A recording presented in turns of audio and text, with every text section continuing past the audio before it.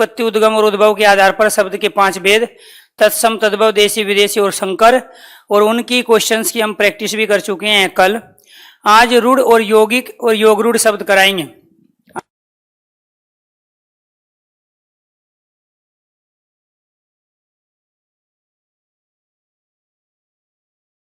आज क्लास उसमें थी ना, सीटेट में?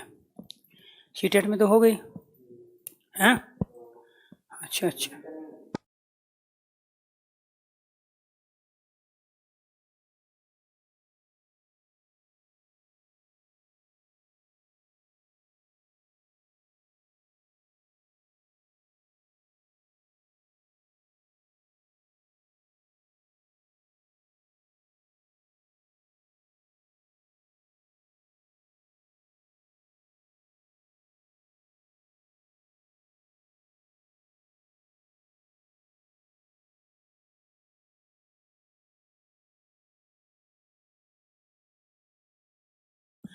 जी जी, good morning, good morning. Rizwan, Rishu, Rajesh, Shalini, Sangam, Shri, Mukesh, Arvind, Gopal, Amit, Sangam, Ashwani, Mukesh, Parveen, Pradeep, Yash, Sangam, Aarti, Pooja, Sandhya, Preeti, Arvind, Mukesh, सभी को गुड मॉर्निंग। जिन बच्चों का नाम नहीं ले पाए उनको भी विशेष रूप से नमस्कार। हमारी जो क्लास कंटिन्यू होती थी हिंदी स्पेशल 10 में, वो मंडे टू थर्सडे होती थी। लेकिन प्यारे बच्चों, जैसे कि मैंने बताया था कि अगर इस सप्ताह या नेक्स्ट सप्ताह से फ्राइडे और सैटरडे, हालांकि दशहरे की छुट्टी होनी थी लेकिन वो छुट्टियां नहीं हुई, इसलिए हम दोबारा से फिर लाइव आ गए। अब हमारी क्लास 6 के 6 दिन प्यारे बच्चों कंटिन्यू रहेगी, फ्राइडे भी रहेगी और सैटरडे भी, जो कि हमेशा हम प्रैक्टिस कराते हैं और आप लोगों के डाउट्स लेते हैं। और ये आपको ध्यान रखना है,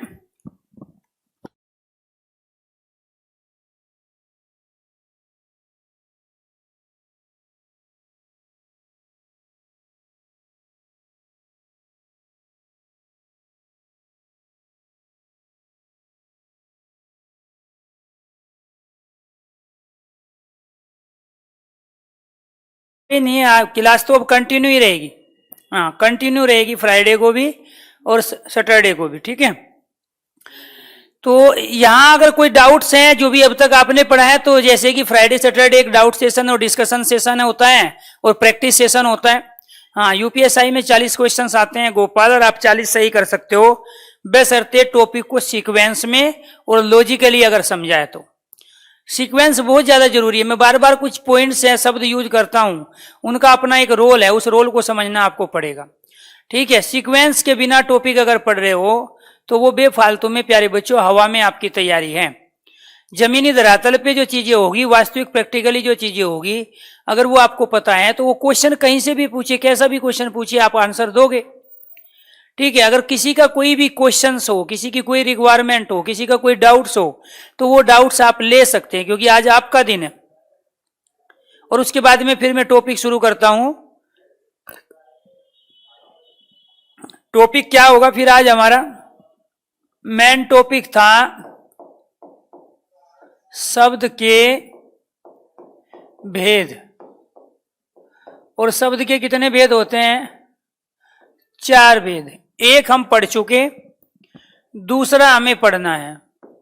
और दूसरा भेद क्या है? रचना, बनावट, संरचना या आकृति के आधार पर, आकृति के आधार पर शब्द के भेद।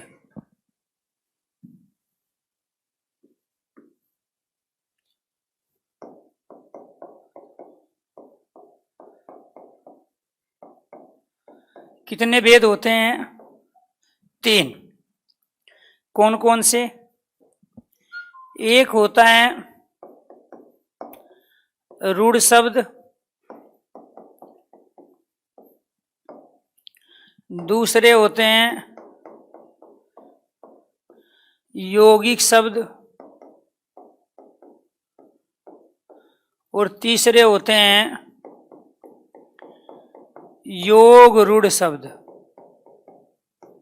क्लियर? इसके बाद जो टॉपिक होगा वो टॉपिक होगा विकार, परिवर्तन, रूप या रूपांतरण के आधार पर शब्द के भेद।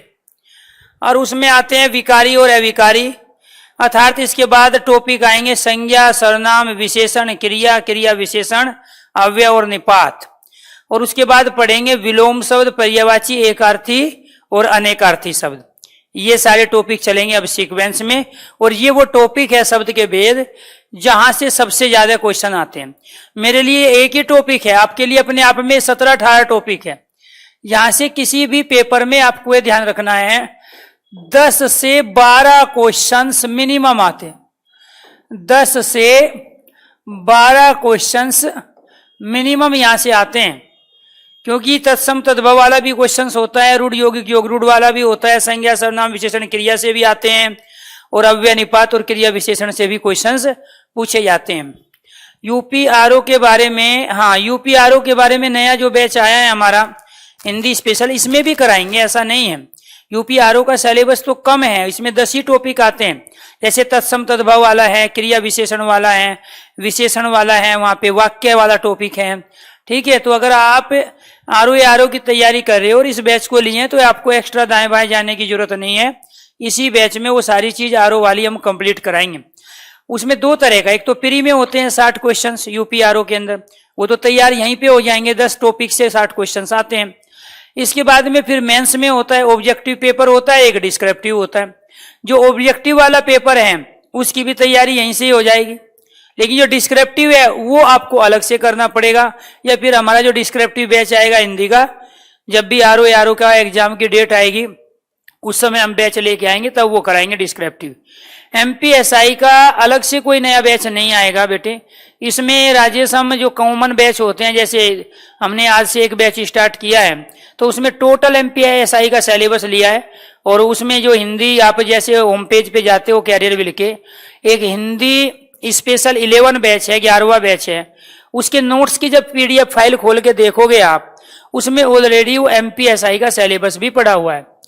तो आप खोल के देखोगे कि वहां पे तमाम टॉपिक जो एमपीएसआई में पूछे जाते हैं, जो 70 नंबर की हिंदी आती है, वो अपने 70 क्वेश्चन जो आते हैं वो अपने आप में सारे टॉपिक उसके अंदर मेंशन है, चाहे वो भाव पलवन हो, संक्षेपण हो, चाहे वो काव्य शास्त्र हो। क्योंकि एमपीएसआई में कुछ ऐसे पॉइंट्स हैं जिनकी मैं चर्चा कर रहा हूं, वो बाकी जगह नहीं पूछे जाती। वहां भाव पलवन आएगा, तकनीकी शब्दावली से क्वेश्चंस होता है, एमपी की पत्र पत्रिकाओं से क्वेश्चंस होगा, संक्षेपण से क्वेश्चंस आते हैं। इसके बाद में वहां काव्य शास्त्र के क्वेश्चन आते हैं, मुक्तक काव्य, प्रबंध काव्य, खंड काव्य से क्वेश्चंस आते हैं लिटरेचर के। तो वो ऑलरेडी कराएंगे, उसमें 23वें वाले बैच में कराएंगे। ठीक है, और इसमें भी होगी 1-2 चीजों को छोड़ के सारी चीजें इसमें होगी एमपीएसआई की, एक भी नहीं बचेगी। ये तो बैच अभी ये मान के चलो अभी आधा भी नहीं हुआ, अभी तो इसमें बहुत सारी क्लास आनी बाकी है, बहुत कुछ आपको पढ़ना बाकी है। ठीक है, देसी विदेशी संकर शब्द छूट गए, पीछे वीडियो खोल के सुनो आप। ठीक है, वो पढ़ा चुके हैं देसी विदेशी और संकर शब्द, और उसकी प्रैक्टिस भी करवा चुके हैं, तमाम कंडीशन बता चुके हैं। ठीक है, तत्सम और तद्भव के बाद आप एक क्लास छोड़ दियो तो उसी के अंदर वो तमाम चीजें कराई गई है। पीछे खोल के देख लिया करो यहाँ कहने से पहले।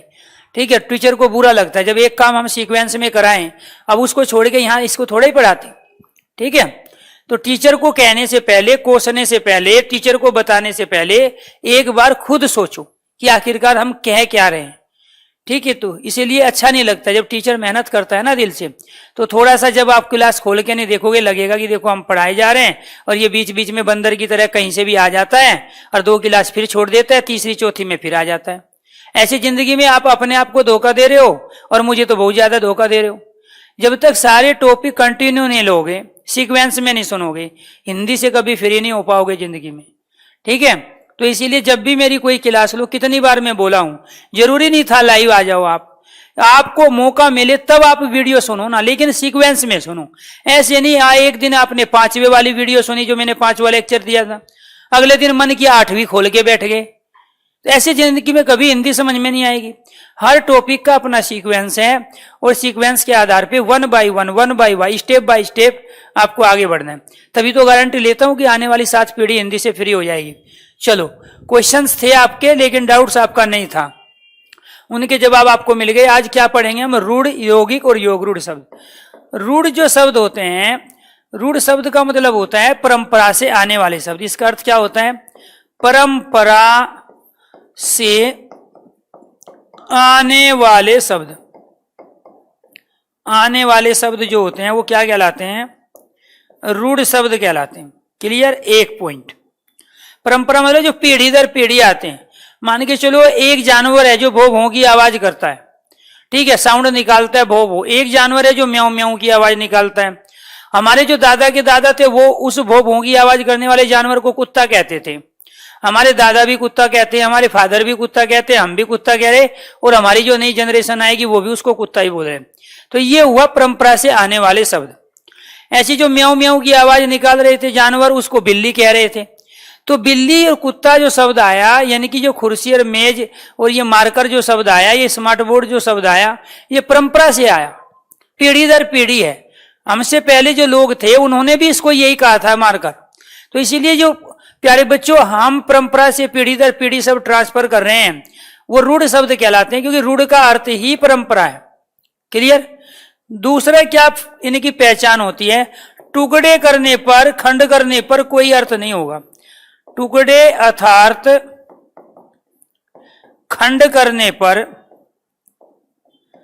खंड करने पर कोई अर्थ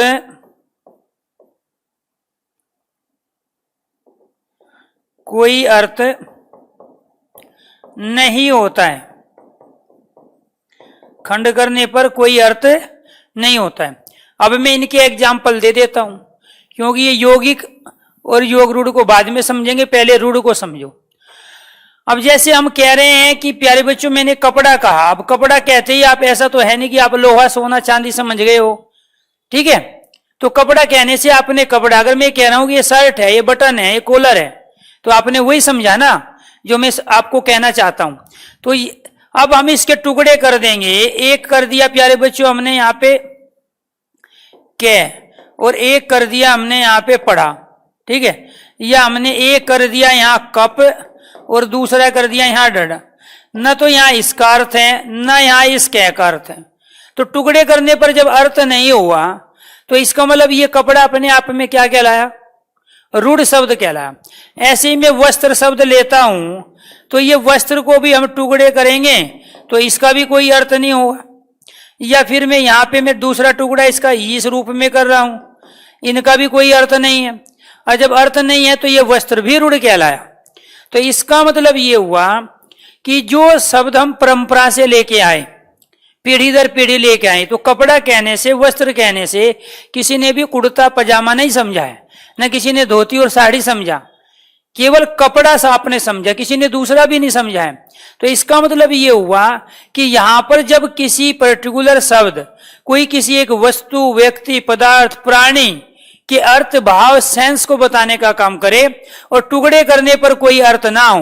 अब मान के चलो आप कप कह रहे हो, सर इसका कप का तो अर्थ होता है, लेकिन यहां कपड़े का अर्थ थोड़ा ही कप होता है।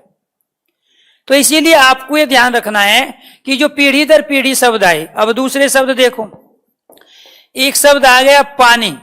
अब पानी कहने से कोई चाय, दारू, शाई, इंक वगैरह नहीं समझा है, दूध और छाछ भी नहीं समझा है। तो पानी कहने से केवल और केवल हाइड्रोजन और ऑक्सीजन का वो मिश्रण जो प्यास बुझाने का काम करता है उसको आप क्या कहते हो? पानी कहते हो। अब इस पानी को आप कहीं भी जाके कहोगे, राजस्थान में जाओ, हरियाणा, मध्य प्रदेश, छत्तीसगढ़, कहीं भी जाओ, आसाम चले जाओ, आप जाके कहोगे कि एक गिलास पानी दे दो, तो ऐसा नहीं है कि वो प्यारे बच्चों पानी की जगह लस्सी, छाछ या दूध, चाय या शरबत समझ ले, और वो एक गिलास पानी की जगह एक गिलास प्यारे बच्चों वहां दूध या चाय आपके लिए आए। तो पानी ऑलरेडी रूढ़ हो चुका है पर्टिकुलर उस चीज के लिए जो प्यास बुझाने का काम करता है, अर्थात हाइड्रोजन और प्यारे बच्चों ऑक्सीजन का वो मिश्रण। अब इसके टुकड़े करेंगे तो टुकड़े क्या होंगे? इसके पा और इसके बाद में क्या आ गया? नी। कोई अर्थ नहीं है, तो दोनों कंडीशन अप्लाई हो रही है। एक तो परंपरा से है किसी एक वस्तु, पदार्थ, व्यक्ति का, यानी कि कहने वाला यहाँ वस्तु पदार्थ का बोध करा रहा है। यहाँ प्यारे बच्चों द्रव का, एक द्रव का जो बहुत सारे द्रव्य पदार्थ है, उन द्रव्य पदार्थ में से हम इसका प्रयोग करा रहे हैं, ठीक है? ऐसे ही आपको यह ध्यान रखना है, हमने यहाँ दूसरा शब्द लिया सेना। अब जैसे ही सेना हमने कहा और टुकड़े किए तो कोई अर्थ नहीं है, ना सा का है ना ने का है, तो सेना भी क्या कहलाई अपने आप में? रूढ़ शब्द कहलाई।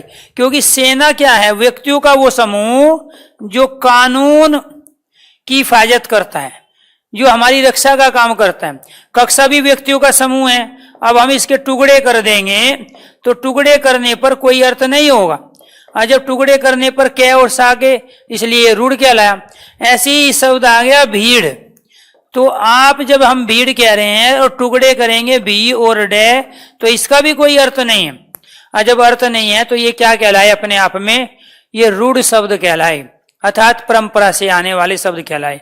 अब देखो कमाल क्या है, भीड़ भी व्यक्तियों का समूह है, कक्षा भी व्यक्तियों का समूह है, और सेना भी व्यक्तियों का समूह है। और ये जानवरों का भी समूह हो सकता है, क्योंकि जानवरों की भी सेना होती है और जानवरों को भी क्लास दी जाती है। इसीलिए जब ये व्यक्तियों का समूह था, लेकिन मैंने जब सेना कहा तो आप कक्षा और भीड़ नहीं समझे, और जब मैंने कक्षा कहा तो आप सेना और भीड़ नहीं समझे, और जब मैंने भीड़ कहा तो आप कक्षा और सेना नहीं समझे। ऐसा क्यों? क्योंकि प्रत्येक शब्द किसी एक निश्चित वस्तु, पदार्थ, विषय के बारे में रूढ़ हो चुका है, उसकी परंपरा बन चुका है। इसलिए सेना कहने से आपके दिमाग में, आपके जहन में एक बात आई कि जो बॉर्डर पे हमारी रक्षा करती है, जो कानून का पालन करवाती है, वो सेना। तो यहां अपने आप में प्यारे बच्चों, जब मैं पुलिस कह रहा हूं तो आर्मी, एयरफोर्स आपके दिमाग में नहीं आया। तो वहां पू को और लिस को आपको अलग करोगे तो टुकड़े करोगे, कोई अर्थ नहीं है, इसलिए रूढ़ है। अब दूसरा इसलिए भी रूढ़ है क्योंकि आपके दादा भी पुलिस कहा करते थे, और दादा के दादा भी पुलिस कहते थे, और प्यारे बच्चों आपके फादर भी कहते थे पर्टिकुलर उस सेना को, जो प्यारे बच्चों ठीक है, जो कहने का मतलब जो हमारे घर के बॉर्डर के अलावा जो हमारे अंदर बॉर्डर के अंदर की जो हिफाजत करती है, कानून का पालन करवाती है, हमें सुरक्षा कवच प्रदान करती है, तो वो अपने आप में क्या कहलाई? वो पुलिस कहलाई। तो इसीलिए यहां पर इनके किसी के भी हम टुकड़े करेंगे तो कोई अर्थ नहीं होगा। अब मान के चलो जो आप कोल्ड ड्रिंक लेते हो तो वो भी तो पानी है, लेकिन आप में से कोई भी बच्चा जाके दुकान पे ये नहीं कहता कि मुझे कोका कोला का पानी दे दे, मुझे ड्यू का पानी दे दे, मुझे पेप्सी का पानी दे दे, क्योंकि वहां कोका कोला, ड्यू जो ब्रांड है वो रूढ़ हो चुके हैं किसी एक कंपनी के लिए। इसीलिए आप वो जब मांगते हो कि कोल्ड ड्रिंक दे दो तो दुकानदार आपसे पूछता है कि कौन सी, क्योंकि कोल्ड ड्रिंक तो बहुत सारी है। फिर आप एक रूढ़ शब्द का प्रयोग करोगे कि पेप्सी वाली दो, ड्यू वाली दो, कोका कोला वाली दो, लेकिन ये कभी नहीं कहते कि कोका कोला का पानी दे दो मुझे, क्योंकि पानी शब्द अलग सेंस में रूढ़ हैं, कोल्ड ड्रिंक अलग सेंस में रूढ़ हैं। इसीलिए जो शब्दों के टुकड़े करने पे कोई अर्थ ना हो, और जो परंपरा से सब चले आ रहे हो, पीढ़ी दर पीढ़ी ट्रांसफर हो रहे हो, वो सारे के सारे शब्द क्या कहलाते हैं? रूढ़ शब्द कहलाते हैं। क्या कहलाएंगे? रूढ़ शब्द। अब और दूसरे एग्जाम्पल हम नोट कर लेते हैं यहां। अब इनमें से मान के चलो यहां शब्द हमने प्रयोग किया गाड़ी, कुत्ता, बैल,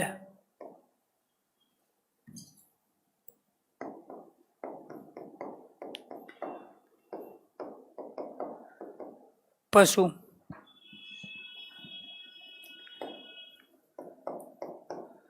साड़ी। अब इनमें से किसी का भी आप टुकड़ा कर दो। अब इसका टुकड़ा करे हुए तो क्या होगा? इसमें गा और डी कोई अर्थ नहीं है। इसका टुकड़ा करेंगे तो क्या हो जाएगा? कु। इसका टुकड़ा करेंगे तो क्या हो जाएगा? कोई अर्थ नहीं है दोनों में से। इसका पे और सु कोई अर्थ नहीं है। इसका सा और डी कोई अर्थ नहीं है। तो जिनके खंड करने पर, टुकड़े करने पर कोई अर्थ ना हो, वो क्या कहलाते हैं? रूढ़ शब्द कहलाते हैं, परंपरा से आने वाले शब्द कहलाते हैं। अब बैल कहने से आपने सांड तो नहीं समझा, बैल कहने से आपने बछड़ा भी नहीं समझा, और बैल कहने से आपने गाय, शेर, टाइगर, बाघ, चीता, हाथी ये भी नहीं समझा। तो जैसे ही आपने बैल कहा तो बैल कहने से प्यारे बच्चों सिर्फ उस जानवर का बोध आपको हुआ, उस जानवर का ज्ञान आपको हुआ, उस जानवर का की परंपरा वो बनी प्यारे बच्चों, जो वास्तव में हल को खींचने का काम करता है, खेत को जोतने का काम करता है, जो बैलगाड़ी में भी कहीं कहीं जोता जाता है। तो वो क्या कहलाया अपने आप में? रूढ़ शब्द। अब जब सांड कहते हैं तो वो अलग हुआ। अब सांड का प्रयोग कोई नहीं करता बैलगाड़ी के अंदर, सांड का प्रयोग कोई नहीं करता हल को जोतने के लिए, खेत को जोतने के लिए। तो इसलिए सांड कहने से, बिजार कहने से जो आप अलग से समझ रहे हो, और बैल कहने से जो अलग समझ रहे हो, वही परंपरा से आने वाले शब्द होते हैं, वही रूढ़ शब्द कहलाते हैं। और सबसे बड़ी खासियत क्या है? जिनके टुकड़े खंड करने पर कोई अर्थ ना हो। क्लियर? चलो जी, अब एक और है रूढ़ शब्दों की पहचान। इसके अलावा एक कंडीशन और है, और वो तीसरी कंडीशन क्या है?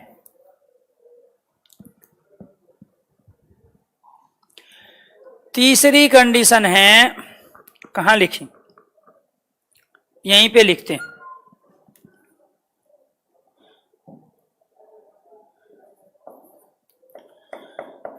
जो शब्द पहले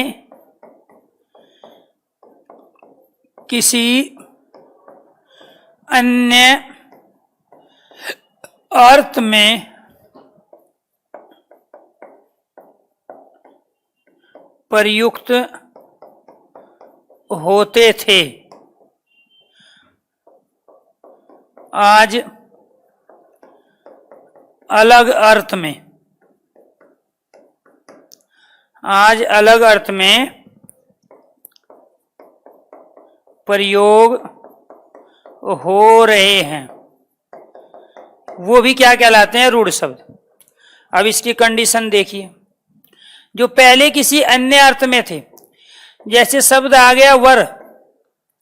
वर का अर्थ पहले होता था श्रेष्ठ, और आज के टाइम में वर को कहते हैं दूल्हे को। ऐसे ही एक शब्द है चिरंजीवी। पहले चिरंजीवी कहलाता था दीर्घ आयु जानवर। क्या कहलाता था? दीर्घ आयु जानवर। और आज है दूल्हे का विशेषण, दूल्हे का विशेषण। ऐसे ही एक शब्द है कुसार्ग।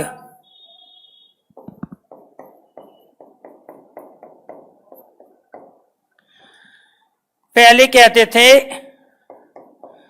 घास के अग्रभाग को लाने वाला, अगर मतलब आगे वाले भाग को लाने वाला। और आज कहते हैं तीक्ष्ण या तेज बुद्धि बालक। तीक्ष्ण या तेज बुद्धि बालक को कहा जाता है कुसार्ग बालक। हाँ, क्लास रुक रुक के चल रही है। तो शैलेश जी, आपका जो नेट वो वास्तव में कम है। रात को बहुत सारी चीजें, इधर उधर की चीज आपने देख ली है। ठीक है, रात को नेट बंद करके आप सोते नहीं हो। ठीक है, या नेट की जो फ्रीक्वेंसी है वो आपके यहाँ कम है। जहां आप बैठे हो वहां प्रॉपर नेट सही तरीके से काम नहीं कर रहा है। क्योंकि जब आप लोगों के कमेंट आ जाते हैं तो ये समझ लो कि यहाँ से कोई दिक्कत नहीं है, और यहाँ से दिक्कत होती भी नहीं। यहाँ से दिक्कत कभी कभी क्या होती है, यहाँ से दिक्कत होगी सिर्फ ये कि जो इसमें बैटरी डली है मेरे माइक में वो डाउन हो गई, और कई बार कुछ सेकंडों के बाद मुझे पता चलता है कि साउंड नहीं आ रही, या कई बार आप बताते हो। क्लास एक बार स्टार्ट होने के बाद में बस यही गुंजाइश बचती है कि आप तक प्रॉपर साउंड जा रही है या नहीं जा रही, और उसका कारण होता है बैटरी का डाउन हो जाना।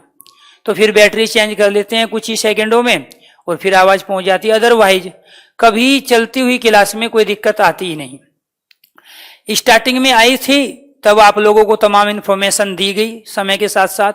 जैसे हम ऐप अपडेट कर रहे थे उस समय तो हमें पता ही था कि प्रॉब्लम आएगी, इसलिए हमने पुराने बच्चों को तो समझा दिया था, और नए बच्चों में आप लोग थे, आप भी समझ चुके थे जल्दी, इसीलिए आपने भी कोई परेशानी खड़ी नहीं की। स्पीडोमीटर की क्वालिटी आपके यहाँ ऑप्शन में है बेटे? ऐसा नहीं है, मैं तो जो खोल के देखता हूँ अपने मोबाइल में वहाँ स्पीडोमीटर भी काम करता है और क्वालिटी का भी ऑप्शन है। तो वहाँ आप थोड़ा सा अपने हिसाब से सेट करो, 144 पे चलाओ, 360 पे चलाओ, आपको कई ऑप्शंस वहाँ दिए गए हैं। जो भी आपको ठीक लगता है, जिसमें भी आपको क्लियरिटी के साथ दिखाई देता है, आप उसका प्रयोग करो। तो यहाँ पे जब क्लास आपकी रुक जाती है या क्लियर नहीं दिखाई देता है तो इसका मतलब आपने सेटिंग खराब कर दी है अपनी चीजों की। ठीक है, तो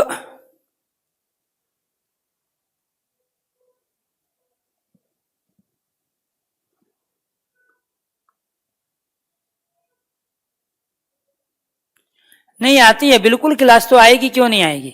क्लास के बाद तो सारी कंटिन्यू रहती है, वो तो आप कभी भी सुन सकते हो, वो तो कई महीनों तक आपके पास रहेगी। ये मान लो तो पूरा 2021 तक ये रहेगी, क्योंकि 6 महीने की वैलिडिटी आपकी थी, 2, 2.5, 3 महीना वैसे भी बढ़ा देते हैं हम बच्चों के कहने पे, ठीक, क्योंकि कई बार प्रॉब्लम आ जाती है, आपके मोबाइल खराब हो जाते हैं, कोई पेपर नजदीक होता है, तो इतना लंबा नहीं सोचना है, आज का काम आज ही करो, ठीक है। दिक्कत पता है क्या है, शादी के लायक हुए नहीं तो शादी के बारे में सोचेंगे, ठीक है। अभी भर्ती के लायक खुद तैयार है नहीं, और ऐसे ऐसे ख्वाब देख लेंगे कि पता नहीं हम तो ये भी कर देंगे वो भी कर देंगे। 2-4 किताब पढ़ के ये मान लेते हैं कि हमें तो सब कुछ आता है, हमें तो रीजनिंग में भी धुरंधर हो गए, मैथ के भी धुरंधर हो गए, इंग्लिश के भी हो गए। अरे बेटे, जो टीचर है जिन्होंने 4-4, 5-5 नौकरी लेके छोड़ी है, आज तक वो नहीं अपने आप को कंप्लीट कर पाए किसी सब्जेक्ट में, आप कहां से हो जाओगे, ठीक है। सर मेरा MPPTE में हिंदी साहित्य में सिलेबस हो गया, आपके कारण अच्छी बात है, ठीक है। मिठाई कब खिलाओगे अगर सिलेक्शन हो गए? दिक्कत यही है, आप लोग बताओगे, व्हाट्सएप पे फोटो भी भेजोगे, ठीक है। अब उनको देख देख के हमें भी होते हैं, बताओ हमारी तो मिठाई भी नहीं आई, ठीक है। दिवाली वैसे भी आ रही है, ठीक है, मोबाइल नंबर के साथ साथ एड्रेस भी लिखवाना पड़ेगा क्या, या आप लोग आओगे कभी? देखो सिलेक्शन बहुतों के होते हैं, मैं मजाक कर रहा हूं, अगर आपका कभी मौका मिला तो जरूर आना, ठीक है। हम 24 में से करीब करीब 18 घंटे मुखर्जी नगर ही रहते हैं दिल्ली में, और बाकी अपने घर पे अपने ड्यूटी पे रहते हैं जब भी ड्यूटी पे जाना होता है, क्योंकि हम डिपार्टमेंट बदलते रहते हैं और डेपुटेशन पे हमेशा ज़्यादा काम करते हैं, क्योंकि डेपुटेशन का अपना अलग मजा, एक जगह रह के जैसे पानी सड़ जाता है ना तालाब में रह के, ऐसे मेरा मानना है एक जगह कर्मचारी रह के तो सड़ जाता है, उसकी सोच नहीं बदलती, इसलिए अलग अलग डिपार्टमेंट में काम करो, मजा आएगा आपको, ठीक है। तो इसीलिए यहाँ पे लो, अभी 1-2 साल यहाँ पे नौकरी करो, उसके बाद फिर और अच्छी तैयारी करो, फिर दूसरी में चले जाओ, ठीक है। तो आपकी मिठाई का इंतजार करेंगे भाई, हम हैं बाकी बच्चों के साथ शेयर करेंगे मिठाई, जो आपके बैच में पढ़ रहे हैं। कंटिन्यू अच्छा लगता है, देखो हम तो पढ़ाते तो उसी लेवल का, लेकिन जो बच्चा हम पे भरोसा करता है ना, उसका सिलेक्शन कुछ जल्दी हो जाता है।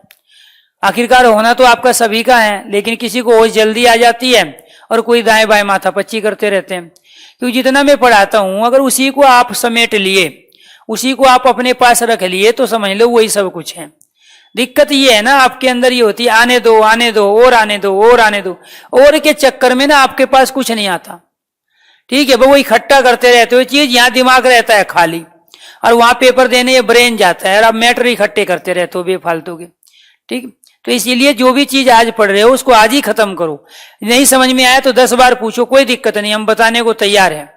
और हम तो पूछते हैं बताओ डाउट क्या है, आपने एक नहीं डाउट बताया, अभी डाउट सेशन स्टार्ट हो गया, ठीक है। आज फ्राइडे को तो हम पढ़ा रहे हैं, अगले फ्राइडे को थोड़ा ही पढ़ाएंगे, ठीक है। आपसे डाउट ही पूछेंगे, जब डाउट नहीं होंगे तो प्रैक्टिस करवाएंगे आपसे क्वेश्चंस की, जो ऑलरेडी टॉपिक हम पढ़ा चुके हैं। तो इसीलिए आपको ध्यान रखना है कि यहां काम ही सिलेक्शन के लिए होता है, कि कैसे भी हो बच्चों का सिलेक्शन होना चाहिए। 4 दिन क्लास रखी थी वो कॉन्सेप्टों को क्लियर करने की, फिर फ्राइडे सैटरडे है डाउट सेशन, डिस्कशन मतलब आप कुछ भी बात कर सकते हो कि सर कैसे पढ़ना है, मेरी पढ़ाई नहीं हो पा रही है, मैं डिस्टर्ब चल रहा हूँ, एनीथिंग, जो भी बहुत सारी समस्या स्टूडेंट लाइफ में आती है आप शेयर कर सकते हो। हमारा जो भी हमारा अपना अनुभव है, जितना भी हम जानते हैं, कोशिश करेंगे आपकी समस्या का सोल्यूशन निकालने की। ऐसे तो नहीं कहते कि हम ब्रह्मा के अवतार हो गए या हम सब कुछ है, हर समस्या का सोल्यूशन हमारे पास है, लेकिन हाँ इतना जरूर कह रहे हैं कि जो हम पे भरोसा कर लेता है और जो हमें टाइम दे देता है अपनी जिंदगी के वे 50-60 घंटे, उसका सिलेक्शन हो जाता है, क्योंकि दुनिया ने सिलेक्शन लिया है, ठीक है। इसीलिए आपके बीच में से प्यारे बच्चों हर रोज सिलेक्शन होंगे, और हम तो देखो आज से थोड़ा ही पढ़ा रहे हैं, ऑनलाइन भी हमें पूरे 2 साल होने को है, अभी 1 महीने बाद पूरे 2 साल हो जाएंगे ऑनलाइन पढ़ाते हुए भी। और इसके बाद प्यारे बच्चों ऑफलाइन में तो पता नहीं कब से पढ़ाई का, खुद स्टूडेंट थे तब से पढ़ा रहे हैं, खुद तैयारी भी करते थे उस समय, ऑफलाइन भी पढ़ाते थे, क्योंकि दिल्ली के अपने खर्चे होते हैं। तो इसीलिए प्यारे बच्चों, उन खर्चों को मैनेज करना इतना आसान नहीं है कि सिर्फ आप पढ़ के काम चला लोगे, आपको भी कहीं ना कहीं एफर्ट्स लगाने पड़ेंगे। और आप तो प्यारे बच्चों लकी हो, धनी हो कि आपके माँ बाप खुद आप पे एफर्ट्स लगाते हैं, आपको पैसा देते हैं और आपके कपड़े तक धोने का काम करते हैं, घर वाले परिवार वाले आपको तो केवल पढ़ने के लिए फ्री छोड़ा है, उसके बावजूद नहीं आप लोग पढ़ते हो, ठीक है। चलो जी, ये क्या कहलाया? तीसरी कंडीशन, जो शब्द पहले किसी अन्य अर्थ में प्रयुक्त होते थे आज अलग अर्थ में प्रयुक्त हो रहे हैं। तो यानी कि पहले अलग अर्थ में क्या था? वर का अर्थ पहले था श्रेष्ठ, वर का अर्थ क्या था? पहले श्रेष्ठ था। वरमाला जो होती थी ना, वो श्रेष्ठ के लिए होती थी। कोई रानी होती थी, राज दरबार में 10-15 राजाओं को इनवाइट किया जाता था। 10-15 राजा आते थे, उनमें से जो श्रेष्ठ लगता था रानी को, उसको जाके वो वरमाला पहना देती थी। तो वरमाला मतलब श्रेष्ठ के लिए माला थी वो। लेकिन आज वर किसे कहते हैं? दूल्हे। तो पहले था अलग अर्थ में, श्रेष्ठ के अर्थ में, और आज इसका अर्थ क्या हो गया वर का? आज इसका अर्थ हो गया प्यारे बच्चों दूल्हे। तो ये भी रूढ़ शब्द कहलाया, क्योंकि रूढ़ शब्द की तीसरी कंडीशन है, जो शब्द पहले किसी अन्य अर्थ में प्रयुक्त होते थे, आज अलग अर्थ में प्रयोग हो रहे हैं, वो रूढ़ शब्द कहलाते हैं। चिरंजीवी पहले कहा जाता था दीर्घ आयु जानवर, और सबसे ज्यादा जो जिंदा रहता था उस जानवर को दीर्घायु कहा जाता था, अर्थात चिरंजीवी कहा जाता था, और वो था डायनासोर। लेकिन आज चिरंजीवी शब्द का प्रयोग हम कहाँ करते हैं? दूल्हे के विशेषण के रूप में। चिरंजीवी सोनू, चिरंजीवी प्रशांत, चिरंजीवी इंद्रेश, चिरंजीवी अमित, चिरंजीवी संजीव, चिरंजीवी हरिओम, चिरंजीवी राकेश, अनुज। इस तरह से हम जब भी किसी की शादी होती है तो उससे पहले चिरंजीवी लिखा जाता है। तो चिरंजीवी का मतलब जो चिरकाल तक, देर तक, लंबे समय तक जो जिंदा रहे, वो चिरंजीवी कहलाता है। पहले कहा जाता था जानवर को, इसका मतलब जितने भी दूल्हे होते हैं वो सारे जानवर होते हैं, ऐसा नहीं है। पहले अलग सेंस में प्रयोग करते थे, आज इस शब्द का प्रयोग अलग सेंस में हो रहा है, और वो क्या है? दूल्हे के विशेषण के रूप में, क्योंकि समय के साथ साथ चीजें बदल जाती है। कुसार्ग का प्रयोग, कुश कहते हैं घास को, अग्र कहते हैं आगे वाला भाग। तो जो घास का आगे वाला भाग था, यानी कि ऊपर वाला जो भाग था, उसको जो बड़ी चतुराई से बिना कटे पटे काट के ले आता था, उसको कुसार्ग कहा जाता था। और पहले समय में क्या था? ये सरकंडे होते थे, और सरकंडे की जो पत्ती थी, जिसको दूब भी कहते हैं, कांस भी कहते हैं, अलग अलग एरिया में अलग अलग नाम से जाना जाता है। कहीं वो कांस कहलाता है जिसपे सरकंडे आते हैं ना, तो जिससे छान छप्पर बनते हैं, जिससे पहले उपले का जो घर होता था उसको ढकने का भी काम होता था। तो जो पुराने समय में छान बनती थी, छप्पर बनते थे, ठीक है, या घर भी लोग बनाते थे पुराने समय में, आज तो सबके पक्के घर हो चुके हैं, तो वो इससे बनते थे, उस कांच से की पत्तियों से, उस सरकंडे की पत्तियों से बनते थे। और वो बड़ी पैनी होती थी, थोड़ा भी हाथ में टच किया तो उसको चीर देती थी हाथ को। जो बिना कटे हुए चिरे हुए अपने हाथ को ऊपर से उसको काट के ले आता था, आश्रम बनाने के लिए, कुटी बनाने के लिए, झोपड़ी बनाने के लिए, छान छप्पर बनाने के लिए, जो उसको काट के ले आता था बिना कटे फटे, उसको कहा जाता था कुसार्ग। यानी कि घास के अग्रभाग को, अग्र मतलब आगे वाले भाग को काट के लाने वाला क्या कहलाया? कुसार्ग कहलाया। लेकिन आज ये कुसार्ग शब्द का प्रयोग घास को लाने वाले के लिए प्रयोग नहीं करते, आज प्रयोग करते हैं तीक्ष्ण या तेज बुद्धि बालक के लिए। उसको कहते हैं तीक्ष्ण बुद्धि, जो चतुर बुद्धि बालक होता है, जिसके अंदर तार्किक बुद्धि होती है, जो तेज बुद्धि वाला बालक होता है, उसको क्या बोलते हैं? कुसार्ग। तो जो शब्द पहले किसी दूसरे अर्थ में रूढ़ थे और आज किसी अन्य अर्थ में रूढ़ हो चुके हैं, किसी अन्य अर्थ की परंपरा बन चुके हैं, उनको प्यारे बच्चों हम क्या कहते हैं? रूढ़ शब्द कहते हैं। इसलिए रूढ़ शब्द की ये 3 कंडीशन हैं। इसके बाद में दूसरा जो शब्द है हमारा, वो है यौगिक। कौन सा शब्द है? यौगिक शब्द। यौगिक शब्द, यौगिक शब्द क्या होते हैं?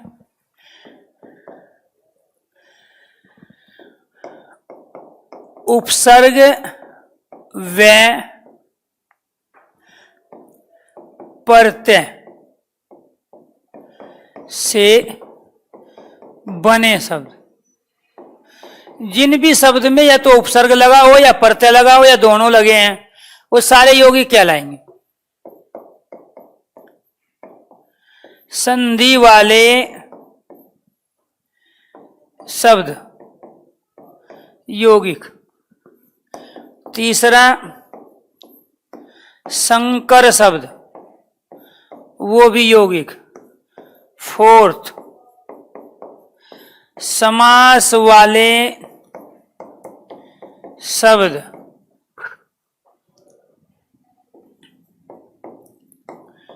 बहुव्रीहि समास को छोड़कर, क्योंकि बहुव्रीहि समास के सारे एग्जाम्पल योग रूढ़ के हैं। समास वाले शब्द बहुव्रीहि समास को छोड़कर। अब इसको समझने की कोशिश करो डिटेल से। जहां उपसर्ग और प्रत्यय हो, यानी कि यहां पे शब्द आ गया प्रतिवर्ष, तो प्रतिवर्ष में क्या है, प्रतिवर्ष में एक तो है उपसर्ग, मैं यहीं लिख देता हूं, ये क्या कहलाया यहां पे, उपसर्ग कहलाया प्रति, और ये वर्ष क्या कहलाया, ये शब्द कहलाया। यानी कि उपसर्ग और शब्द मिलके क्या बनाएंगे, यौगिक शब्द बनाएंगे। कौन से शब्द बनेंगे, यौगिक शब्द। ऐसे ही यहां मैंने शब्द प्रयोग किया सुनारिन, तो यहां कौन कौन से शब्द हैं, एक तो है सुनार, दूसरा आ गया इन। ये सुनार क्या कहलाएगा अपने आप में, शब्द, और ये इन क्या कहलाया, प्रत्यय। क्लियर। और ये क्या बन गया, सुनारिन यौगिक शब्द बन गया। कौन सा शब्द, यौगिक शब्द बन गया। क्लियर। यानी कि शब्द और प्रत्यय मिलकर भी यौगिक बनते हैं, उपसर्ग और शब्द भी यौगिक बनते हैं। तो दुनिया के जितने भी शब्द है जिसमें उपसर्ग लगा हो सारे यौगिक, जिसमें प्रत्यय लगा हो सारे यौगिक, या फिर ये कंडीशन आ जाए कि उपसर्ग और प्रत्यय दोनों लगा हो, जैसे सुसंगठित, इसमें कौन कौन से शब्द हैं, एक तो सु, दूसरा सम, इसके बाद गट, और इसके बाद में इत। अब ये दो तो क्या कहलाए यहां, उपसर्ग। अब उपसर्ग एक आए या दो आए, ये क्या कहलाया यहां पे, क्रिया, यानी कि मूल शब्द। गट क्या हो गई, क्रिया हो गई, और इसके बाद में ये क्या हो गया, प्रत्यय। यानी कि अगर किसी शब्द में केवल प्रत्यय लगा है तो भी यौगिक है, केवल उपसर्ग लगा है तो भी यौगिक है, और उपसर्ग और प्रत्यय दोनों लगे हैं तो भी वो क्या कहलाएगा, यौगिक कहलाएगा। इसीलिए ये सुसंगठित शब्द भी यौगिक शब्द हुआ। कौन सा शब्द हुआ, यौगिक शब्द। क्लियर। तो हम ये भी तो कह सकते हैं उपसर्ग से बने शब्द यौगिक हैं, प्रत्यय से बने शब्द यौगिक हैं, जहां दो शब्द आ जाए वो भी यौगिक हैं, क्योंकि समास में क्या होता है अपने आप में। हाँ, ये बिल्कुल रिया जी, ये जो बैच है इसमें जो पीजीटी की आप तैयारी करते हो उसमें एक कॉमन पेपर होता है जिसमें 20 क्वेश्चंस हिंदी के होते हैं, 20 नंबर के, 1/4 नेगेटिव मार्किंग होती है। तो वे जो 20 क्वेश्चंस है उसके लिए तो ये बैच है, ठीक है। वे 20 के 20 क्वेश्चंस जो भी इसमें पढ़ाया जा रहा है उसके अंदर से आएंगे, उससे बाहर एक नहीं आएगा। लेकिन अगर आपको पीजीटी हिंदी की तैयारी करनी है, क्योंकि 200 क्वेश्चन सेकंड पार्ट्स में आते हैं, 3 घंटे का आपका पेपर होता है, सेकंड पार्ट में सब्जेक्ट के 200 क्वेश्चन हिंदी के होंगे, उसमें वो सिलेबस अपने आप में बहुत बड़ा है। तो उसके लिए अलग से जो डिस्क्रिप्टिव जो बैच आते हैं उसमें उसकी तैयारी कराई जाती है। तो DSSB, पीजीटी हो, पीआरटी हो या टीजीटी का जो कॉमन पेपर है, इसके अंदर 20 क्वेश्चन हिंदी के, 20 इंग्लिश के, 20 रीजनिंग के, 20 मैथ के और 20 जीएस के आते हैं। तो उनमें से 20 हिंदी वाले क्वेश्चंस आपके इस बैच में कंप्लीट होंगे। लेकिन जो 200 क्वेश्चन सब्जेक्ट वाले हैं उसमें से कुछ क्वेश्चंस, 200 में से मान के चलो 70 से 80 क्वेश्चंस इस बैच से कंप्लीट होगी, लेकिन बाकी आता है अलग। अलग क्या आएगा, जैसे भाषा विज्ञान है वो इस बैच में नहीं पढ़ाया जाता, काव्य शास्त्र है, काव्य शास्त्र के कुछ ही टॉपिक इसमें आएंगे, काव्य के हेतु का, ठीक है। इसके बाद काव्य प्रयोजन है, मुक्तक काव्य, खंड काव्य, प्रबंध काव्य, इनके सबके भेद आएंगे, इनकी रचनाओं के नाम आएंगे, ठीक है। इसके साथ में हिंदी के कवि लेखक उनकी रचना वाले कुछ पार्ट्स इसके अंदर आएगा। तो वहाँ जो काव्य शास्त्र है, दूसरे जो पाश्चात्य काव्य जो शास्त्र जिन्होंने लिखा है, अरस्तु है, प्लेटो है, ठीक है, लाइबर्ग्स है, लोंक है, तो उन्होंने जो चीज कही है वो यहाँ नहीं पढ़ाई जाएगी। इसके बाद संस्कृत के जो काव्य शास्त्री हुए, दंडी हैं, ठीक है, इसके बाद भारवी है, भास हैं, कालिदास हैं, उन्होंने जो काव्य शास्त्र के परिपेक्ष में वो नहीं कराया जाएगा। इसका मतलब ये हुआ कॉमन पेपर के 20 क्वेश्चन और मेन पेपर के 70 क्वेश्चन 200 में से आपके इस बैच में से होंगे और बाकी आपको अलग करना पड़ेगा।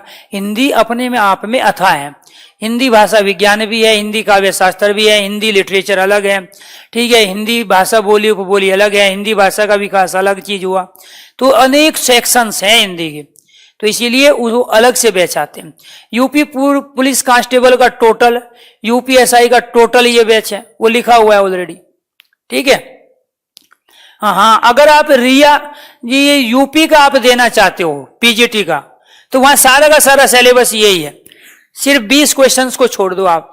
125 क्वेश्चंस होते हैं, 105 क्वेश्चन इस बैच में से आएंगे, मैं दावा करता हूं।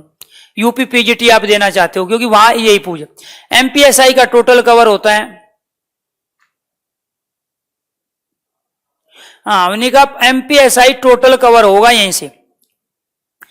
मेरी किताब आप कहीं से भी ले सकते हो बेटे, लेकिन वो आपके काम की नहीं है, वो यूजीसी नेट वालों के लिए, इन पीजीटी वालों के लिए है जो पीजीटी की तैयारी करना चाहते हैं।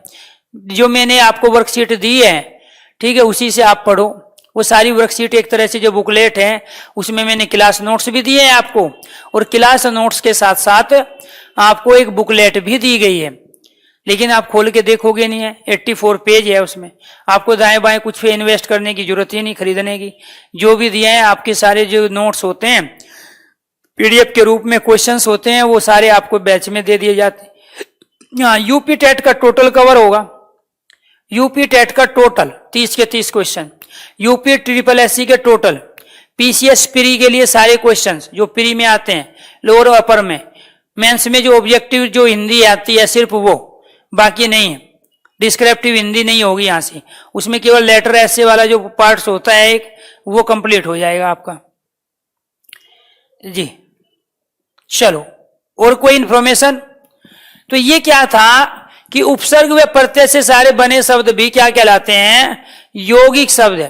और ऐसे संधि वाले शब्द भी। अब संधि में क्या होता है? दो पुराने शब्दों के बीच में संधि होती है।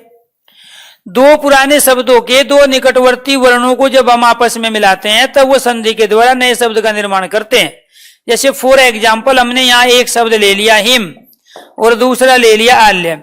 तो पहले तो ये दो शब्द आए ना, फिर इन दो शब्दों के हमने वर्ण मिलाए, इससे हमने ए लिया, इससे लिया आ, तो ये दो निकटवर्ती वर्ण हैं, ये कहलाते हैं संधि, क्योंकि दो शब्दों का मेल कहलाता है समास। लेकिन संधि में दो निकटवर्ती वर्ण तो तब मिलेंगे जब पहले से हमारे पास दो शब्द होंगे। तो इसीलिए आपको ध्यान रखना है कि जिनमें भी संधि होती है जिन शब्दों में, वो सारे के सारे यौगिक शब्द हुए। क्यों हुए यौगिक? क्योंकि यहाँ हिम और आल्य को इन वर्णों के द्वारा प्यारे बच्चों मिला के एक कर दिया गया और शब्द क्या बन गया? हिमालय। तो हिमालय में यहाँ स्वर संधि है और स्वर संधि के अंदर भी प्यारे बच्चों दीर्घ संधि का उदाहरण है, क्योंकि दो एक जैसे वर्ण आपस में मिल रहे हैं। तो जिन भी शब्दों में संधि हो सकती है, अर्थात जो संधि के एग्जाम्पल है सारे यौगिक होंगे, क्योंकि संधि होती है दो पुराने शब्दों के दो निकटवर्ती वर्णों के बीच। अब जब वो दो पुराने शब्द आपस में वर्णों के माध्यम से मिलेंगे तो स्वाभाविक बात है वो यौगिक होंगे, अर्थात योग होगा। जब योग होगा तो यौगिक कहलाएंगे। ऐसे समास में भी दो शब्द होंगे, एक दही एक बड़ा, माता और पिता, जय और पराजय, लाभ हानि, सुख और दुख। इसीलिए जब दो शब्द आपस में मिल रहे हैं तो आपको यह ध्यान रखना है उन दो शब्दों को आपस में मिलने के कारण वो यौगिक कहलाएंगे। क्योंकि यौगिक का मतलब ये होता है जैसे पानी हाइड्रोजन और ऑक्सीजन का मिश्रण है, इसलिए यौगिक कहलाया।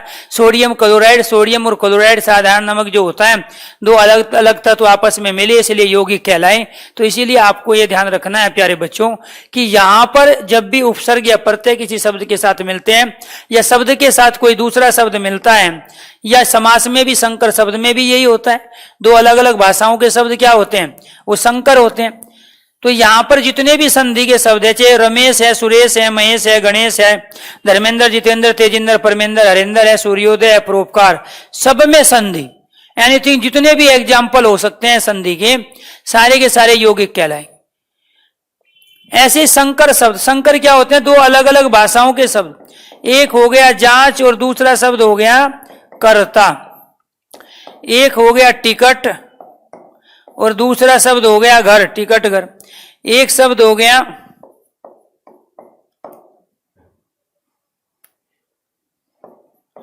अजायब घर। इनमें सब में क्या है, यहां जांच जो है अपने आप में वो हिंदी का शब्द हुआ और कर्ता किसका हुआ, संस्कृत का। इसीलिए ये क्या कहलाया, ये संकर कहलाया। ये कौन सा शब्द कहलाया, संकर शब्द कहलाया। और जब ये संकर शब्द कहलाया तो संकर शब्द सारे यौगिक हैं, क्योंकि उसमें दो शब्दों का योग हुआ, जांच का और कर्ता का। ऐसे ही टिकट किसका है, टिकट अंग्रेजी का शब्द है, और घर किसका है, हिंदी का शब्द है। घर किसका हुआ, हिंदी का, तो ये भी क्या कहलाया, संकर। ऐसे ही अजायब शब्द किसका है, उर्दू का, और घर किसका है, हिंदी का है। तो इसीलिए प्यारे बच्चों ये भी क्या कहलाया, संकर। तो जितने भी संकर शब्द है जो दो अलग अलग भाषाओं से मिलके बने, वो सारे के सारे यौगिक शब्द कहलाएंगे, क्योंकि ये यहाँ दो शब्दों का योग हो रहा है, अजायब का घर का, टिकट का घर का, जांच का कर्ता का। ऐसे रेलगाड़ी है, रेलयान है, रेल डिब्बा है, रेल पटरी है, रेल नीर है, रेल यात्री, रेल सवारी, सारे ये क्या कहलाते हैं, संकर शब्द। क्योंकि अंग्रेजी, हिंदी, अंग्रेजी और संस्कृत के शब्दों से मिलकर बने, और जितने भी संकर शब्द होंगे वो सारे के सारे क्या कहलाएंगे, यौगिक कहलाएंगे। समास वाले शब्द, अब समास कहाँ होता है, समास होता है दो शब्दों के बीच में। समास की डेफिनेशन क्या है, दो शब्दों का योग समास कहलाता है। अब मान के चलो कहीं अवयवी भाव समास आए, या द्वंद आए, द्विगु आए, पंचवटी शब्द आ गया, तो यहाँ पांच का और वटी का प्यारे बच्चों क्या हुआ, योग हुआ। कर्मधारीय समास आ गया कहीं पर, किरसन सर्फ, तो यहाँ किरसन का और सर्फ का क्या हुआ प्यारे बच्चों, योग हुआ। तो इसलिए किरसन सर्फ भी क्या कहलाएगा, यौगिक कहलाएगा। ठीक है, कमीना मंत्री आ जाए, ठीक है, या कमल नयन आ जाए, कमल नयन, तो यहां दो शब्दों का क्या हुआ, योग हुआ। तो ये किसका एग्जाम्पल था, ये द्विगु समास का, और ये दोनों किसके एग्जाम्पल है, ये कर्मधारीय समास के, कर्मधारीय। ऐसे ही शब्द आ गया राजपुत्र, तो ये राजपुत्र किसका एग्जाम्पल है, तत्पुरुष समास का, राजा का पुत्र, तो ये किसका हुआ, तत्पुरुष, तत्पुरुष समास। क्लियर। अब यहां आ गया माता पिता, तो ये माता पिता किसका है, द्वंद समास का, तो ये द्वंद समास का एग्जाम्पल है। क्लियर। यहां आ गया दिनों दिन, तो ये दिनों दिन किसका है, अव्ययी भाव समास के। तो समास के जो 6 भेद है 5 आ गए। तो ये अपने आप में द्विगु, कर्मधारय, तत्पुरुष, द्वंद, अवयवी भाव के जितने भी एग्जाम्पल हैं वो सारे के सारे क्या कहलाएंगे, यौगिक शब्द। क्यों कहलाएंगे यौगिक शब्द, क्योंकि समास वाले सारे शब्द बहुव्रीहि समास को छोड़कर यौगिक कहलाते हैं। यहां माता पिता का योग हुआ, और योग होके माता पिता क्या बनता है, पितरो, तो ये पितरो भी तो योगी की हुआ, माता पिता को एक साथ लिखेंगे तो पितरो कहलाता है। ऐसे राजपुत्र, कमल नयन, कृष्ण सर, पंचवटी, जब भी एक शब्द के साथ दूसरा शब्द आ जाए तो वो क्या कहलाएगा, अपने आप में यौगिक कहलाएगा। तो यानी कि हम इसके आधार पर कुछ और भी डेफिनेशन इसकी बना सकते हैं।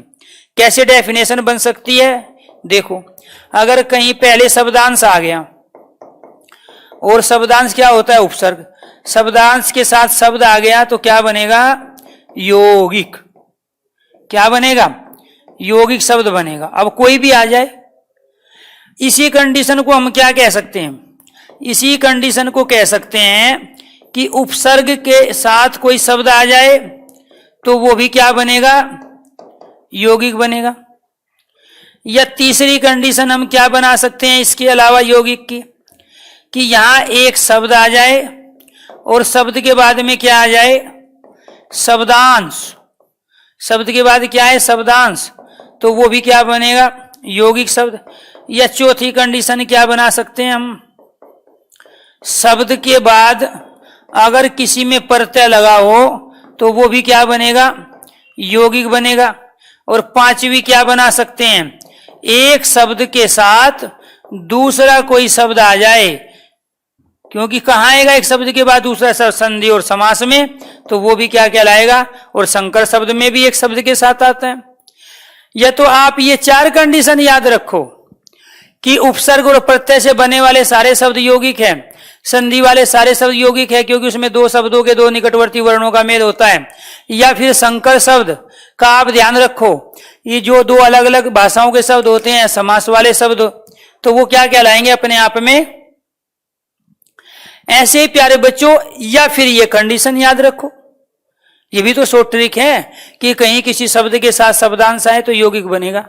इसी शब्दांश को हम क्या कह रहे हैं, इसी शब्दांश को हम यहां कहते हैं उपसर्ग। बात तो एक ही हुई, पहली दोनों कंडीशन एक ही है। यहां मैंने शब्दांश लिख लिया, यहां उपसर्ग। उपसर्ग क्या होते हैं, शब्दांश। यहां शब्द के साथ शब्दांश आ जाए, इसी शब्दांश को क्या कहते हैं, प्रत्यय कहते हैं। बात एक ही हुई। जो पहली दूसरी कंडीशन है वो एक ही तो है, तीसरी और चौथी कंडीशन एक ही है। तो यानी कि उपसर्ग प्रत्यय से बने शब्द या संधि और समास और संकर जो शब्द है वो अपने आप में क्या है प्यारे बच्चों, यौगिक शब्द है। अब जरूरी है रट्टा मारना 10, 15, 50 शब्द होगा। आप कंडीशन अप्लाई करो, ये 2-2 कंडीशन दे दी, 2-2 शॉर्ट ट्रिक बता दी आपको। मैं सारे ही टॉपिक शॉर्ट ट्रिक से पढ़ाता हूं। अब वहां रट्टा मार रहे हो कि ये शब्द रूढ़ है, ये शब्द यौगिक है, ये योग रूढ़ होंगे। ऐसे तो थोड़े ही है कि जो आपने रटे हैं वो उसी से पूछे, या जो किताबें में दिए हैं उसी से पूछे। अब वो कुछ भी पूछे आपसे, आप अप्लाई करो ना कि शब्दांश और शब्द है, उपसर्ग शब्द है, शब्द शब्दांश है, शब्द के साथ प्रत्यय आया है कि नहीं आया, और शब्द के साथ शब्द आया है, तो आप ये कंडीशन अप्लाई करो। दुनिया के पूछने तो उसे क्या पूछना है। जो इस कंडीशन को फॉलो करता है वो यौगिक कहलाएगा, और जो फॉलो नहीं करता है वो रूढ़ होगा या योग रूढ़ होगा। क्योंकि अब क्या बच गया हमारा, तीसरा बच गया, उसको भी पढ़ते हैं। तीसरा क्या है, योग रूढ़। योग रूढ़ शब्द 2 शब्दों से मिलके बना है, पहले योग है, फिर इसके साथ में क्या है, ये रूढ़ है। जैसे फॉर एग्जाम्पल, एक पहले शब्द आया 10 और 10 के साथ आ गया आनंद, तो ये 10 और आनंद मिलके क्या बना, योग। क्या बना, ये योग। कैसे रूप, किस रूप में योग बनेगा, ये हो गया दशानंद। क्लियर। अब ये दशानंद का जब योग हुआ, ये किसी तीसरे के लिए हो गया रूढ़, तो ये जो रावण है ये क्या कहलाया, ये रूढ़ कहलाया, ये परंपरा कहलाया। तो योग और रूढ़ क्या बन गया प्यारे बच्चों। इसका मतलब ये हुआ कि जब पहले 2 शब्दों का योग हो और फिर वो किसी तीसरे की विशेषता को बताए और वो किसी तीसरे के लिए रूढ़ हो जाए, तो वो क्या कहलाता है, योग रूढ़ कहलाता है। बहुविधि समास के सारे एग्जाम्पल इसके अंदर आते हैं। बहुविधि समास के समस्त उदाहरण क्या कहलाएंगे, योग रूढ़। तो यानी कि पहले मैं अपने पास से कुछ नहीं कह रहा हूं, यहां 10 का और आनंद का योग हुआ और फिर किसके लिए रूढ़ हो गया, रावण के लिए योग हो। तो योग और रूढ़ मिल गई तो योग रूढ़ बना है, इसलिए दशानंद शब्द योग रूढ़ शब्द हुआ। क्यों, क्योंकि यहां ना तो 10 की प्रधानता है ना आनंद की, बल्कि इन दोनों को छोड़कर इस तीसरे की है, इसीलिए तीसरे की परंपरा को बता रहा है। और तीसरे की परंपरा यहां क्या हुई, रावण। क्लियर। चलो जी, अब इसके एग्जाम्पल देखो आप सारे। जैसे शब्द आए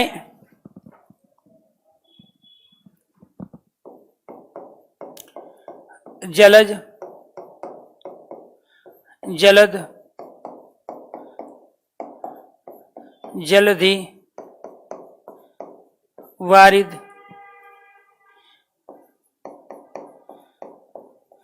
वारिधि,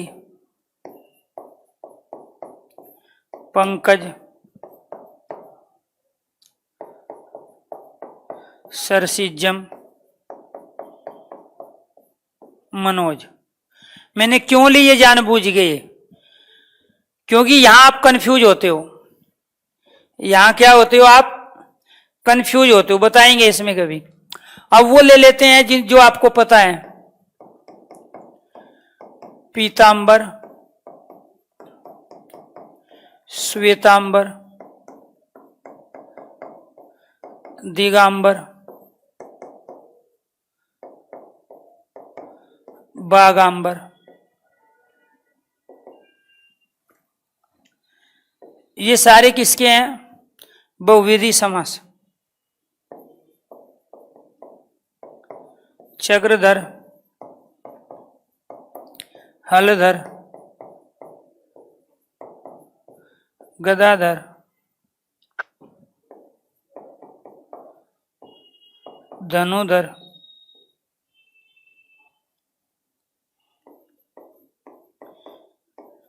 वीणापाणी, चक्रपाणी। अब ये सारे तीसरे की विशेषता को बताते हैं, तीसरे के लिए रूढ़ हो चुके हैं। कैसे हुए हैं देखो एक बार। यहां ये दो शब्द है, एक है जल और दूसरा है जय। और इस जय का मतलब होता है जन्म लेना। नहीं, आज ऑफ नहीं है, कंटिन्यू फ्राइडे सैटरडे अब आपकी क्लास होगी। जब ऑफ होगी तो मैसेज लिखा होगा, जहां पे आप क्लास का टाइम टेबल देखते हो वहीं पे मैसेज होगा। तो यहां पे जल, पानी, जय, जन्म लेना। जो पानी में जन्म लेता है वो क्या कहलाया? कमल। इसीलिए ये कमल का पर्यायवाची है जलज। यह जलज प्यारे बच्चों किसके अर्थ को प्रकट करता है? कमल। क्योंकि पानी में जन्म कौन लेता है? कमल लेता है। ऐसे जलद, यहां दो शब्द है, एक जल और दूसरा दय। दय का मतलब देने वाला, और जल को देने वाला क्या है? बादल। इसलिए इस जलद का पर्यायवाची भी अर्थ को देने वाला बादल हुआ। तो ये तीसरे थर्ड पर्सन को बता रहा है, ये बादल को बता रहा है, ये कमल को बता रहा है। जलधि, यहां भी ये दो शब्द है, एक जल है और एक धी। ये धी क्रिया है जिसका अर्थ होता है धारण करने वाला। दया मतलब देने वाला, जय मतलब जन्म देने वाला, धी मतलब धारण करने वाला। संस्कृत की वर्ब है, क्रिया है। तो इसीलिए प्यारे बच्चों जलधि क्या हो गया? सागर। सागर अर्थात समुद्र। जल को धारण करने वाला कौन है? सागर। ऐसे वारिद, वारी अपने आप में किसे कहते हैं? पानी को। और दय मतलब देने वाला, पानी को देने वाला क्या होता है? बादल देता है पानी को। ऐसी वारिधि, वारी कहते हैं पानी को, धी कहते हैं धारण करने वाले को, ग्रहण करने वाले को, और पानी को ग्रहण करता है समुद्र अर्थात सागर। मैंने यहाँ पे प्यारे बच्चों सागर लिख लिया, यहाँ समुद्र लिख लिया, ताकि आप कंफ्यूज भी ना हो और आपको एक शब्द का एक्स्ट्रा पता भी चल जाए। बादल को मेघ भी कहते हैं। बादल को क्या कहते हैं? मेघ भी कहते हैं। ऐसे पंकज, पंख कहते हैं। यहाँ पे एक शब्द हमारा क्या आया? एक शब्द आया यहाँ पंख। पंख कहते हैं कीचड़ को, और जय कहते हैं जन्म लेने। कीचड़ में जन्म कौन लेता है? कमल। ऐसे सर सिजम, सर कहते हैं तालाब को।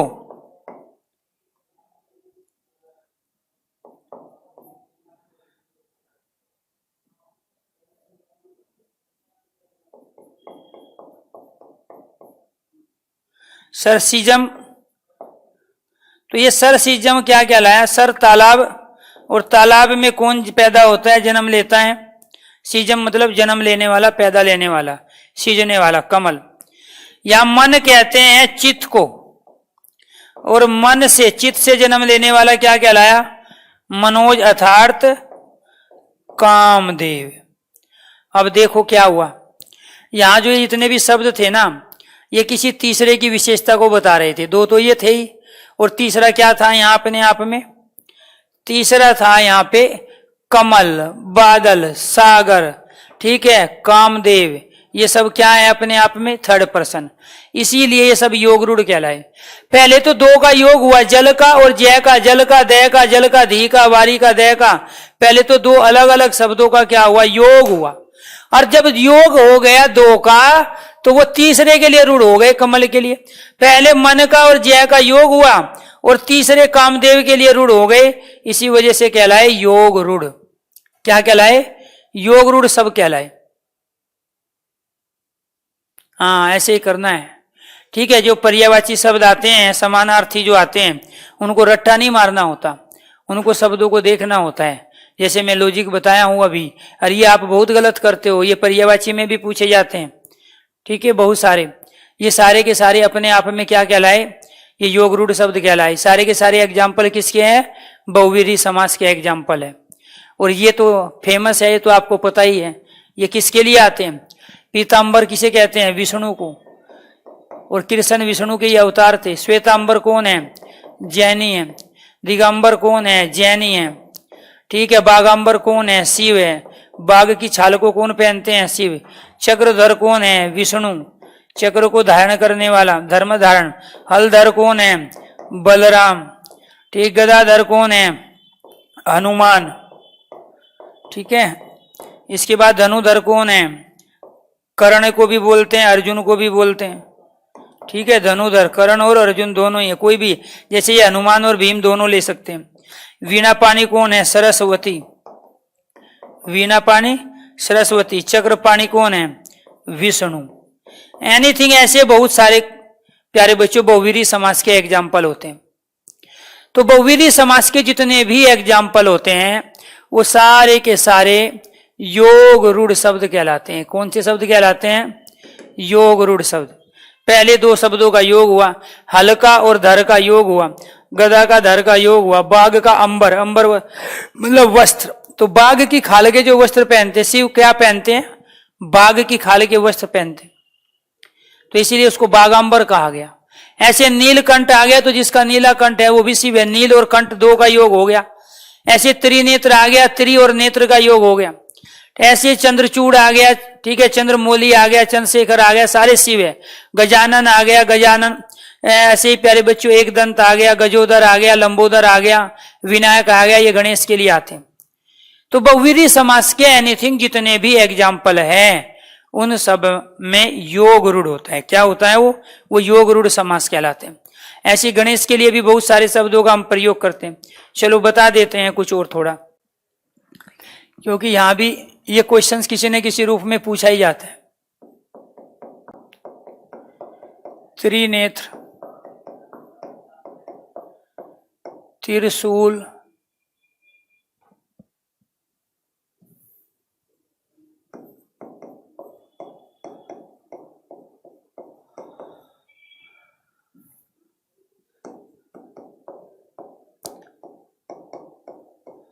शूल पाणी,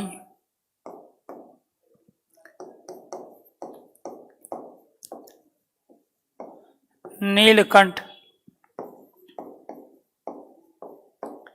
चंद्रचूड़, चंद्रमौली,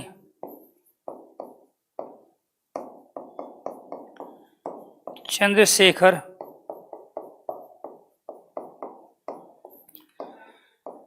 त्रिकालदर्शी,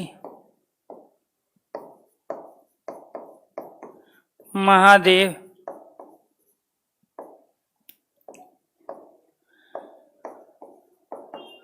बागंबर। और जगह नहीं है। ये सारे के सारे किसके लिए आते हैं? ये शिव के लिए आते हैं। थर्ड पर्सन यहां क्या है? शिव। ऐसे ही विनायक,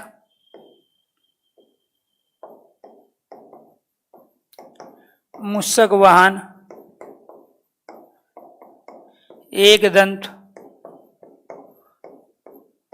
श्रीदेव,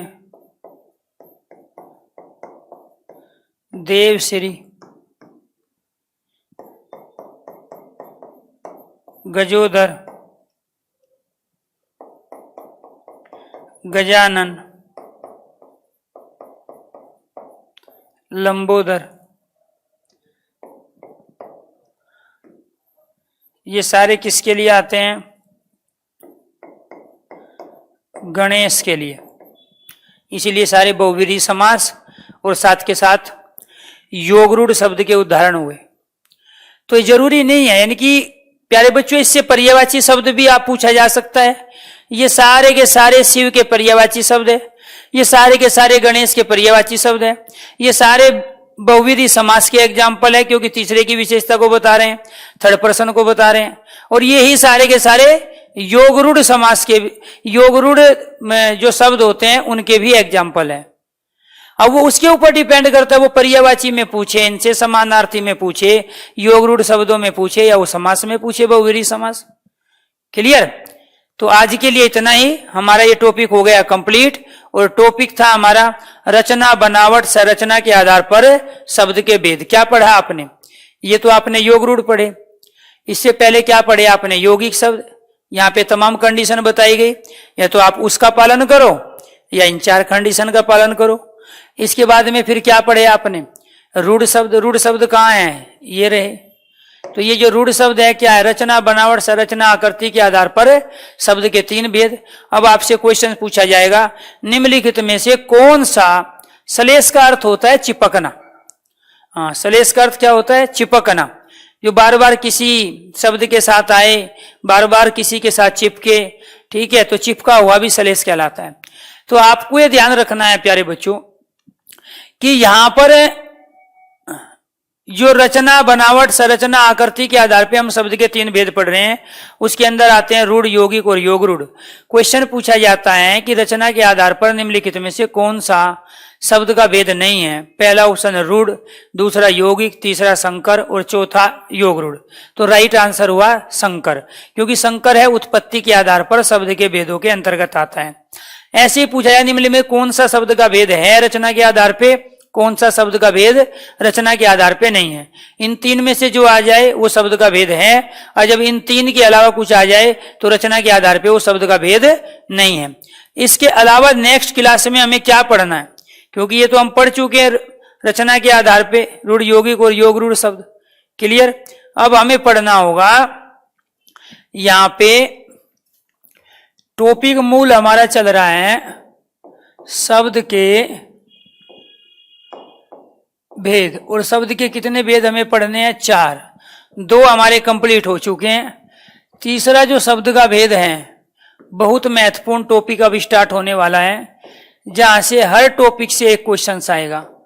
विकार, परिवर्तन, रूप, रूपांतर के आधार पर शब्द के भेद, और वो होते हैं 2। इनमें से एक भेद होता है हमारा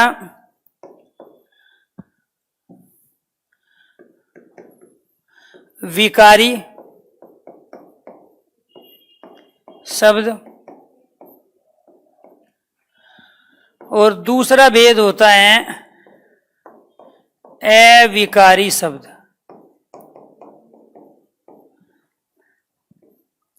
अविकारी के अंदर हम पढ़ेंगे अव्यय और निपात को।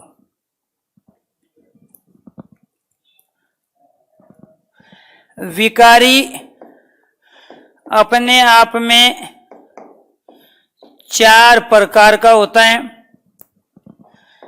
अविकारी भी 4 प्रकार का होता है। इनके अंदर जो आते हैं वो है एक संज्ञा, संज्ञा के 3 से लेके 5 भेद होते हैं। इसके बाद में दूसरा आता है सर्वनाम, सर्वनाम के 6 भेद होते हैं। तीसरा है विशेषण, इसके 4 भेद होते हैं। और इसके बाद इसके अंदर चौथा जो आता है प्रकार वो है क्रिया, क्रिया के 2, 8 और 10 अलग अलग भेद अलग अलग आधार पर होते हैं। कर्म के आधार पर क्रिया 2, अर्थ के आधार पर क्रिया 8 और प्रयोग के आधार पर क्रिया 10 प्रकार की होती है। तो ये किसके भेद हैं? ये क्रिया के भेद हैं। इसके बाद में इसके अंदर जो आते हैं वो आते हैं प्यारे बच्चों 4 प्रकार के अव्यय। इनमें एक होता है क्रिया विशेषण, क्रिया विशेषण अव्यय। दूसरा जो है वो आता है संबंध बोधक अव्यय। तीसरा